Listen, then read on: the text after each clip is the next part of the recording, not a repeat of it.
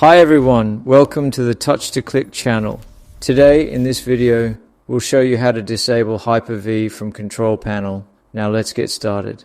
Step 1.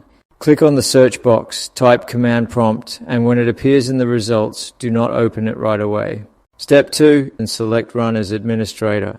This step is important because the command will not work without administrator permissions. When the Windows security prompt appears, click Yes to continue. Step 3. Once command prompt opens, you'll see the command line window. Now type the following command carefully. bcdedit set hypervisor launch type off. Make sure there are no spelling mistakes and that everything is typed exactly as shown. Step 4. After entering the command, press the Enter key to execute it. If the command runs successfully, all you need to do next is restart your computer. Restarting is very important because it allows Windows to apply the changes and fully disable HyperV.